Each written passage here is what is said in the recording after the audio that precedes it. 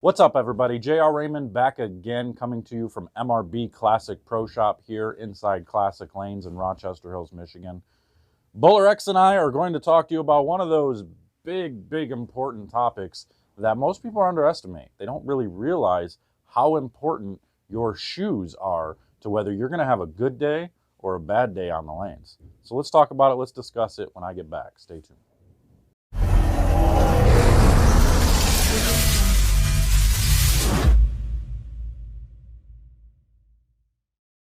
All right, welcome back. So what is it about those days where you feel like, man, just something just isn't right? I can't figure it out. My timing's late, my timing's early, my tempo's off. I feel like I'm sliding too much. I feel like I'm not sliding enough. One time I stick, one time I slip. Why does that happen? Well, a lot of the times, what we don't realize is our shoes play an important factor into whether we're having off days or good days. Because when we're feeling off, a lot of times our slide isn't quite right.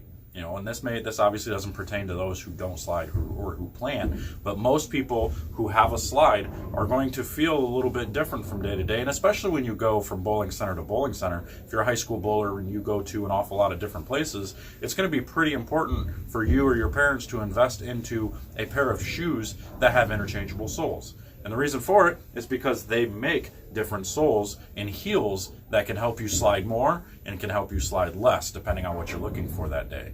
So if you get into a bowling center where you have, you know, it's super slippery, they just redid the approaches, they're wood approaches and they're super slick, and you just can't stop, well, you have the ability to change your sole and your heel to make you stop a little bit quicker, make them a little bit more tacky to where you don't feel like you're coming out. Because what happens is when you feel like you're sliding too much, now you get back on the heel and you're back behind the ball, okay, and then you're pulling up on the ball and you're either missing, you're missing your target, or you're hitting up on it, or you're just, something just feels off, and now your shot's feeling different every single time. And the same thing happens if you're sticking. If you're sticking, now you're getting up on your toes, and now you're on top of the ball, and you're missing target, and something's going wrong. So we've got to be able to feel consistent in our approach. It's got to feel the same from place to place. And how we do that is with these.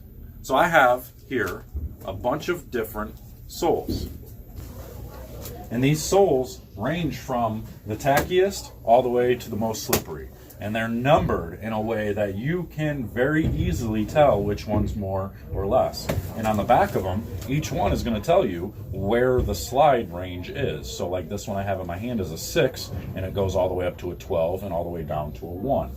I don't know which one a 1 would be. 1 is probably the just the rubber sole that you normally use. But me, for instance, I'm almost always in a 2 because I don't know if I'm light on my feet or what, but most times even this slides a little bit too much for me. I don't plant, I still slide, but a lot of times I'm still using this. It's between a 2, 3, and a 4. When I start to get to the really tacky places, I might go down. Like there's a place we bowl over the summertime, it gets really humid, and we'll go all the way to a 10, and even a 10's a little bit too slippery, so having a 9 or an 8 in your bag is a good idea. But then if that's not right, even your heel can cause some issues. So now we've got different types of heels. We got the most tacky down from a 2 all the way up to a 7, and the 7 being the most slippery to where you can make, this is actually just like a felt. It's a red leather felt that is super slippery, and then they have other ones where you can actually mix it up, where you have a little bit of rubber and a little bit of felt, so you get that nice smooth transition from the top of your heel to the back. Or you just go straight to rubber, and then you just go from in between, where you can make it a little bit more slick, to making it a stop real fast in the back again, or just straight to just I want to stop as soon as my heel hits.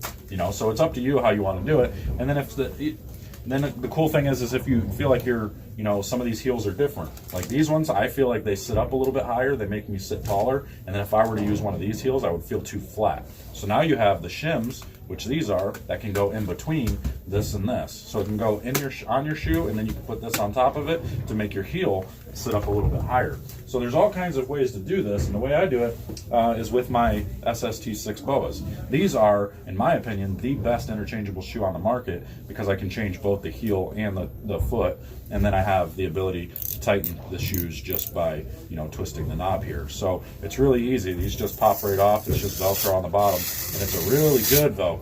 So these things come on and off. They don't come off very easy, so you're gonna have some a little bit of power to get those things to come off. But you can see I've worn this one down quite a bit, and you can see the two that I use is getting pretty slick, so I'm gonna have to go ahead and replace those. But this is what you have, and this is what you need when it comes to making the best decision and trying to get better at bowling.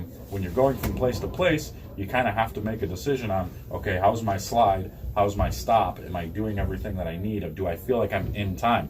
And the cool thing is you can even use these you can change your tempo and your timing based on putting these on. So if you want to, get to the line a little bit quicker and be stopped, so that way you can hit up on it, you can make it to where you stop immediately and you are planting more or less, and now you have control of what you want to do. If you feel like you want to play a little bit straighter and you want to be into the slide and the ball's just gliding off your hand, more slide will help you get the ball off your hand a little bit cleaner most times.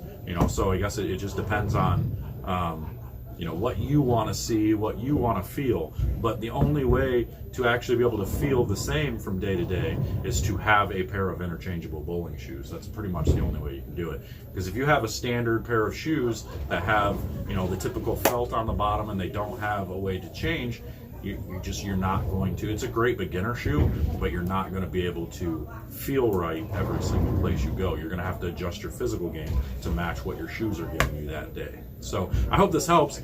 Make sure to head over to BowlerX.com. There's all kinds of shoes you can get over there. The 6s that I showed you, those boas, they have those over there. There's even less expensive options up there to where you can get the Pro boas, that they are an interchangeable shoe for about half the price of what the SST 6s are. So you need to go take a look at those. If you're in high school and you're just getting better and getting started into bowling, definitely look into this, because you'll be super shocked how much this type of stuff can change your game from day to day. So that's all I got for you.